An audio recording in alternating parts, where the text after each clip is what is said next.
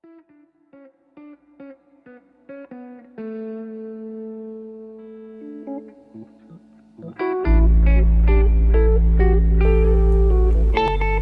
Friends. तो जो आज का टॉपिक है वो है हमारा कॉमन रूट्स पे, है ना। तो कंडीशंस क्या होती है कॉमन रूट के लिए। जनरली आपको क्वाड्रेटिक में प्रॉब्लम आता है कि आपको एक रूट कॉमन है या दो रूट कॉमन है, तो एक्सप्रेशन में कोई कंडीशन बताइए, है ना। अब कंडीशन कब पूछ रहा होगा, जब आपकी इक्वेशन में कांस्टेंट नहीं होंगे, है ना, या फिर जो कोएफिशिएंट होंगे वो नंबर्स नहीं होंगे, वो आपके ABC के फॉर्म में होंगे, तो आपको कंडीशन पूछ रहा होगा। अगर वो नंबर्स के फॉर्म में होंगे तो कोई ना कोई वैल्यू पूछ रहा होगा या अगला रूट पूछ रहा होगा, है ना। या जनरली इसमें क्या होता है, कोई भी एक वेरिएबल फंसा देता है वो, है ना। और वेरिएबल फंसा देता है तो वो पूछ लेता है कि हाँ बताओ, मतलब उस वेरिएबल की वैल्यू क्या है या कोएफिशिएंट की वैल्यू क्या है ना। या फिर वो क्या पूछ लेता है कि कॉमन रूट ही क्या होगा, ये पूछ ले आपसे।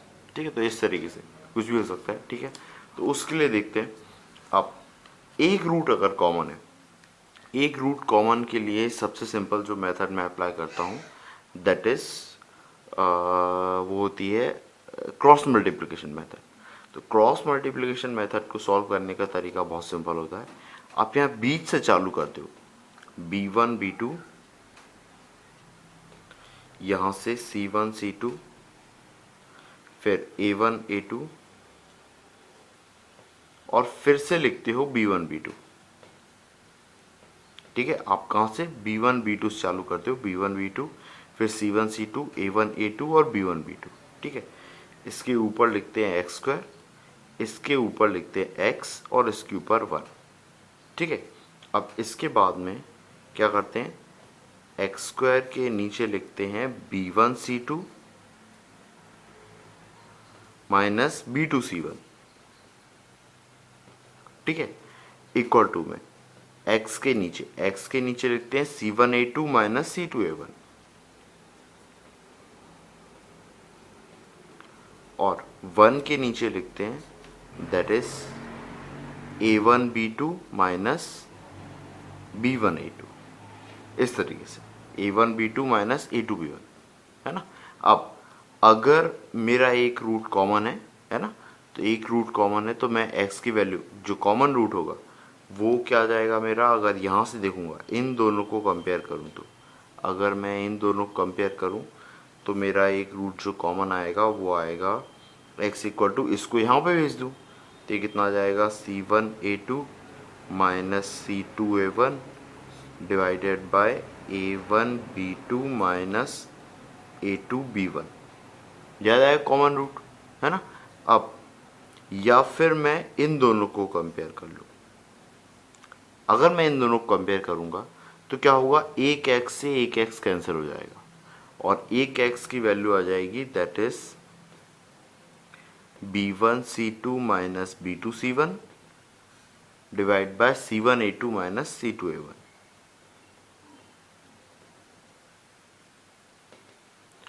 ठीक है, हाँ, ये कंडीशन आ गई। ठीक है, तो ये आपके रूट होते हैं, या तो ये होगा या तो ये होगा। ठीक है, तो एक्चुअली में ये वैल्यू सेम ही आएंगी, रेशो सेम ही आएगा, रेशो दोनों का क्या आएगा, सेम ही आएगा, है ना। आपको बस ये ध्यान रखना है कि ये कैसे किया, प्रोसीजर क्या है, ये ध्यान रखना है ना। दूसरी चीज़ जो डिस्कस करना चाहता हूँ वो ये कि आपके दिमाग में आएगा, सर ये ऐसा क्या लिखा है आपने, ये इसके पीछे कोई लॉजिक है क्या। डेफिनेटली लॉजिक है। ये है ना मेरा एलिमिनेशन मेथड को लिखने का शॉर्टकट है ना।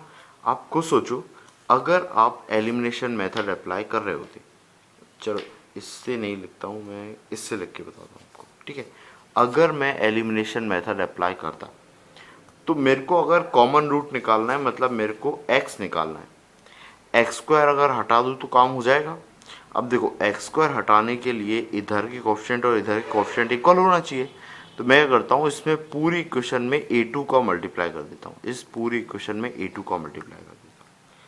तभी तो इसमें A2 का कर दूँ, इसमें A1 का कर दूँ, इसमें A2 का कर दूँ, इसमें A1 का कर दूँ, तो ये A1 A2 हो जाएगा, ये भी A1 A2 हो जाएगा। सब्ट्रैक्ट करूँगा तो ये कैंसिल हो जाएंगे। देखो करके देखो, क्या हो जाएगा ये a1 a2 x square plus b1 a2x plus c1 a2 equal to 0। और अगली वाली क्या हो जाएगी, same a2 a1 x square plus b2 a1 x plus c2 a1। अब इन दोनों को अगर आप सब्ट्रैक्ट करोगे तो देखो ये कैंसिल हो जाएंगे, इधर क्या आ जाएगा b1 a2 minus b2 a1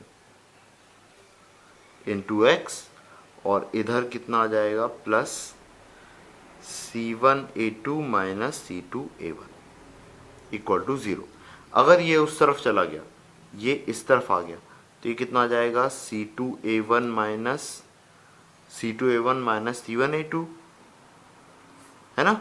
और ये डिनोमिनेटर में आएगा तो ये कितना आ जाएगा b1 a2 minus b2 a1। ये आ जाएगी मेरी किसकी, x की वैल्यू। आप देखो ये सेम है, ये और ये सेम है ना। देखो इसमें से माइनस साइन आप कॉमन ले लो नीचे और ऊपर से, तो ये एक्सप्रेशन और ये एक्सप्रेशन सेम आ रहा है। ठीक है, होपफुली आपको क्लियर हुई वो चीज़। ठीक है, अब ऐसे ही मैंने क्या किया, इसको एलिमिनेट किया। इसको अगर एलिमिनेट करूं मैं तो मेरा ये वाला एक्सप्रेशन आ जाएगा, है ना। तो किया कुछ नहीं है, एलिमिनेशन मेथड ही है ये, बस उसको लिखने का एक शॉर्टकट बनाया है, सिंपल मेथड कि आप इस तरीके से रीअरेंज करके नंबर्स को इस तरीके से मल्टीप्लाई करोगे तो आपका आंसर फटाफट आ जाता है। होता है ना, कुछ अपन एक शॉर्ट ट्रिक टाइप से बना लेते हैं, तो वैसा लिखने का एक प्रोसीजर है ना। तो ये आपका रूट आया है। अब इसके बाद में अगर आप इन दोनों को कंपेयर करोगे तो कॉमन रूट की कंडीशन आ जाएगी। क्या आ जाएगी, कॉमन रूट की कंडीशन। तो इसी को बोलेंगे कंडीशन फॉर कॉमन रूट।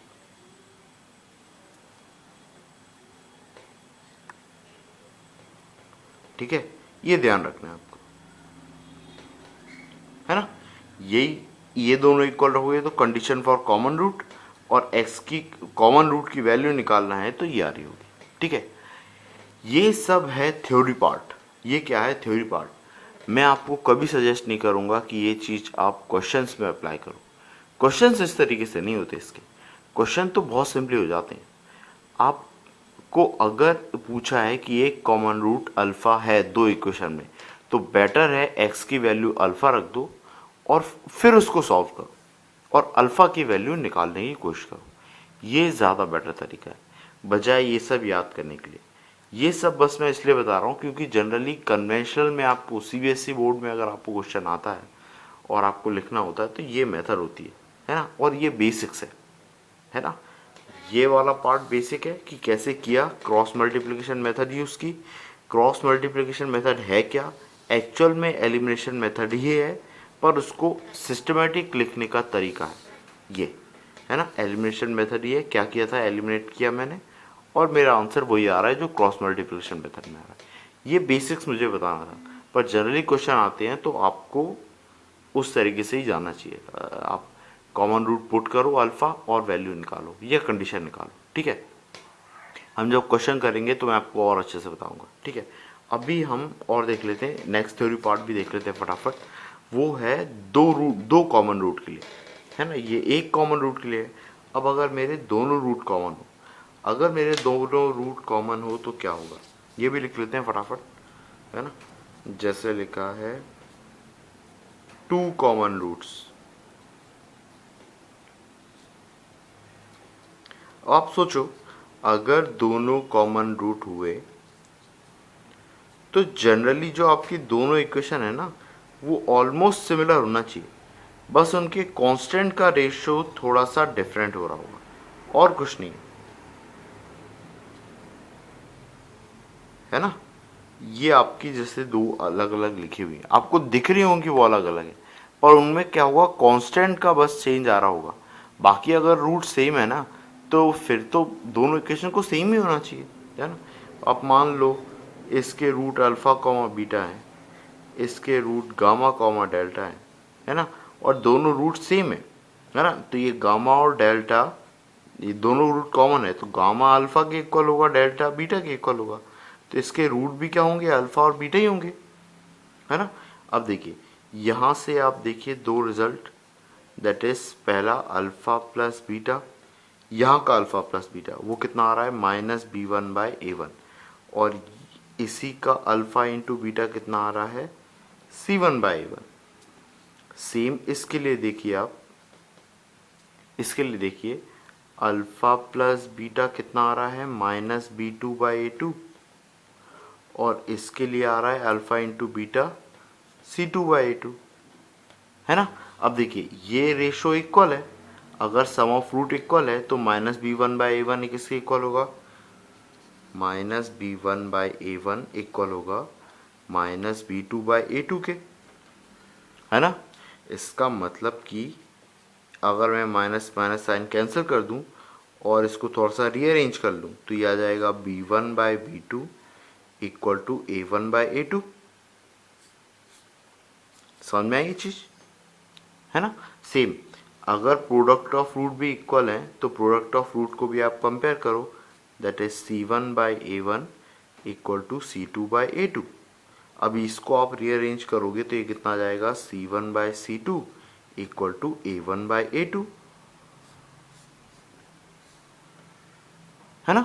अब देखिए a1/a2 b1/b2 के भी इक्वल है और a1/a2 c1/c2 के भी इक्वल है, तो जब दोनों रूट कॉमन होते हैं तो मेरी कंडीशन क्या आती है कि a1/a2 b1/b2 और c1/c2 इन तीनों का रेशो सेम होता है। ये उनके लिए है जब दोनों रूट्स क्या आ रहे हो आपके कॉमन, है ना। तो आप क्या बोलोगे, रेशो ऑफ कोएफिशिएंट क्या होता है सेम, किसके लिए, जब दोनों रूट आपके कॉमन हो, है ना। बहुत ही सिंपल फंडा है, ये डेरिवेशन भी बहुत क्लासिक है, आप इसे बिल्कुल अच्छे से याद कर सकते हो, और ये अगर सीबीएसई में आपको आता है कन्वेंशनली तो आप ये लिख सकते हो बिल्कुल, नो डाउट आपको फुल मार्क्स मिलेंगे, ठीक है। अब देखते हैं इस पे प्रॉब्लम्स, ठीक है, कि प्रॉब्लम्स कैसे आएंगे, और प्रॉब्लम्स के लिए ज़रूरी नहीं है मैं ये मेथड अप्लाई करूँ, ठीक है। मैं अभी से बता देता हूँ आपको, ये जो है ये एक्चुअली ये सब याद रखना C1 A2 A2 C1 ये सब बहुत कॉम्प्लिकेटेड है। इससे बेटर तरीका होगा कि अगर एक रूट कॉमन होगा आप कॉमन रूट की जगह अल्फ़ा पुट करो और सॉल्व करो, है ना। बहुत ही कम जगह पे जहाँ पे प्रूफ करना होगा या ऐसी कंडीशन ही होगी वहीं पे हम यूज़ करेंगे, अदरवाइज मेनली केसेस में हमारा इसी तरीके से अपने, ठीक है ना, जनरल अपना जो मैथमेटिकल अप्रोच होता है उसी से ही सॉल्व हो जाएंगे, ठीक है। हम देखेंगे प्रॉब्लम से, ठीक है ना। ओके, देखते हैं आगे। हाँ, तो ये प्रॉब्लम देखिए क्या लिखा हुआ है, if the equation x² plus ax plus b equal to 0 and x² plus bx plus a equal to 0 have a common root then prove that a plus b plus 1 equal to 0। तो आप चाहो तो जो common root की condition थी वो भी आप अप्लाई कर सकते हो। सिंपली आप अल्फ़ा की वैल्यू जो भी आ रही थी b1 c2 वो वाली कंडीशन, है ना, वो वाले से आप डायरेक्टली आप कॉमन रूट भी निकाल सकते हो, है ना। और वो जो दो एक्सप्रेशन आए थे उनको इक्वल टू रख के ये भी निकाल सकते हो, है ना।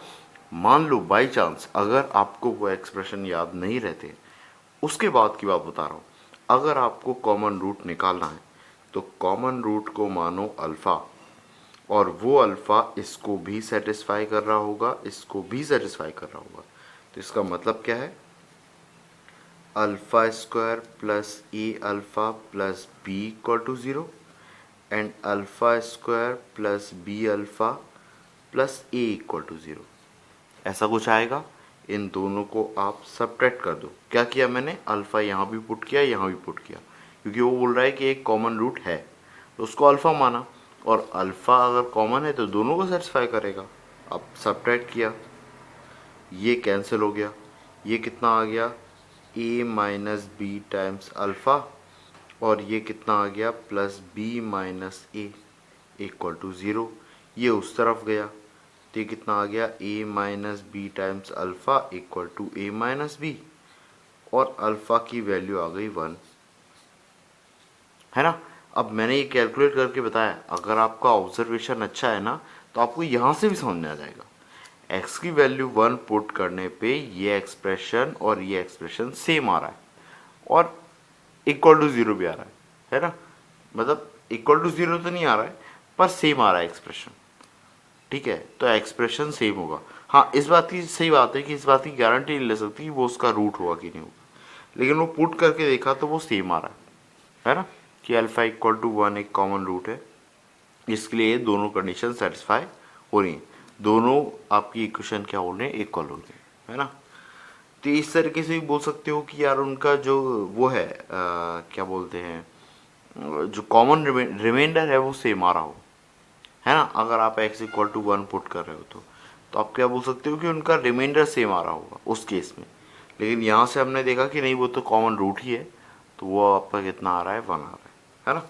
अब देखते हैं, अल्फ़ा वन है, अगर अल्फ़ा वन है तो आप इसमें पुट कर दो, अल्फ़ा वन जैसे ही पुट करते हो तो ये alpha square plus alpha a plus b equal to zero है, अल्फ़ा की जगह वन पुट करो तो आ जाएगा one plus a plus b equal to zero. यही तो मुझे प्रूफ करना था, है ना।